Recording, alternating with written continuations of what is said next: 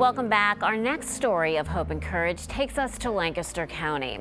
Audrey Estep went for her annual mammogram. She expected to be in and out, but her appointment lasted much longer. Here's Audrey's journey. There's one with Colin. They're flapping their little wings, communicating to each other. They're pretty vigorous. In the midst of the buzzing, this is where 49-year-old Audrey Estep finds peace. I just love the serenity to sit and watch what's going on, just to be there, to be present. And I think many times we're looking for a place of quiet rest. And if we just go to our backyard and we sit there and see nature. A place of comfort that Audrey needed after going for a routine mammogram. I'm thinking, well, I'll be in and out and I'll get on with my Christmas shopping, you know, the following day. I didn't think that they would find anything because I did check my breasts. I didn't have any lumps, bumps, nothing that felt unusual to me. But they did find something. On her screening mammogram, she was noted to have calcifications of the breast. These bright white spots here, they're very faint and very hard to see. Those are the areas of calcifications. I often describe them to patients as grains of sand that can't be felt or can't be seen with the naked eye. They decided at that time also to do an ultrasound of my left breast. And at that time, they did not confirm that it was cancer, but scheduled me back a few days later to have a biopsy. A little concerned, you know, we didn't have it definite yet, you know, still concerned, you know, it's always, like I say, it's always a possibility. The biopsy confirmed Audrey and Randy's worst fear. They called for me and my husband to come back in to review the pathology report. And at that time, the pathology revealed that I did have the ductal carcinoma in situ, which was estrogen and progesterone positive. It kind of takes your breath away. It's something you don't expect. I mean, it's always a possibility, but we knew we could deal with it. Dr. Witters scheduled an MRI to see the extent of the cancer. She made the appointment, and I made sure I was going along with her for that, to be there with her.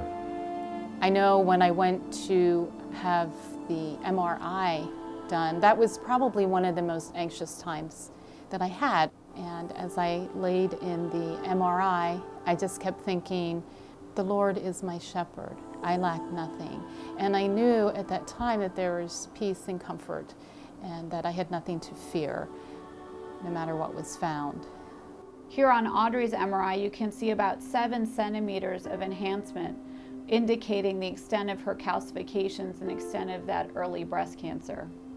I didn't really break down until one night at 2 o'clock in the morning as I was laying in my bed, and I started to cry. And I thought, oh, my father was struggling with Alzheimer's. I thought, how am I going to tell him? How will he understand? And who's going to take care of him? That was when I really started to process and to understand that I have cancer. And how does this look and how does this feel? And what am I going to do with this? Many questions that needed to be answered. We reviewed whether I was going to have a mastectomy or a lumpectomy, and I chose to go with the mastectomy because the area was larger. Audrey was scheduled to have surgery a month after being diagnosed. Well, we prayed before we left, cried, we both cried, you know. It's a major step. To have my breast removed, it was scary. We offered Audrey the option of mastectomy with or without reconstruction, as we do all our patients. She opted to proceed with reconstruction. We did find some areas where the cancer had left the ducts and formed invasive ductal carcinoma, as well as a lymph node that was involved with breast cancer. So her stage did increase at time of final surgery. She suggests that I do chemotherapy and also another medication, which is a biologic that destroys protein for the HER2 positive, that makes the cancer more aggressive. We wanted to personalize the treatment for Audrey. We knew she had an aggressive cancer, the HER2 positive cancer, but on the other side she had an early stage cancer, stage 1. We picked a regimen of chemotherapy for her that would be less toxic for the heart specifically, but would allow her to have as good as an outcome with a more aggressive regimen. At the time when I was going through chemotherapy, I lost my hair, my eyebrows, my eyelashes. I lost the hair all over my body. But I was okay with that. Audrey was okay, but Randy wasn't. She came down and she said it's time to cut her hair off, and I said I'm not ready. So we waited a little while, and she went back up and she started, and she said, you're gonna have to come up here and finish it. So I came up. It was tough to see that for me. Audrey went through 12 weeks of treatment. Her dad was with her for one of them. My dad said, I'm going to go along. And my mom said, oh, that's all right. And he said, no, I'm going to go. He said, because I know Audrey will feel better if I am there. So they took me back and dropped me off.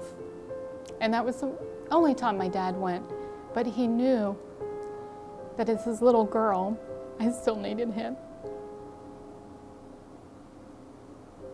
Support from family and support from her colleagues. During chemotherapy, Audrey was in seminary taking a class called God and Suffering. And the paper that I was writing was about women in breast cancer and feeling isolation and loneliness. And I asked my professor if I could write on this, and he said, absolutely. I said to write my feelings and how we might be able to provide better care for women going through breast cancer. Some of those words were put into practice on Audrey's last day of treatment. She got to ring the bell, to say you're finally done with the chemotherapy. And we were walking out, and there was a lady sitting there, and my wife said it was my last treatment, and she said it was her first treatment. My wife said, you'll do fine. You'll get through it, is what she said.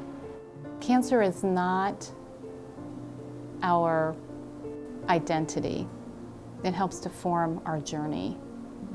I'm still Audrey, but I'm Audrey, and I've battled cancer and I've survived.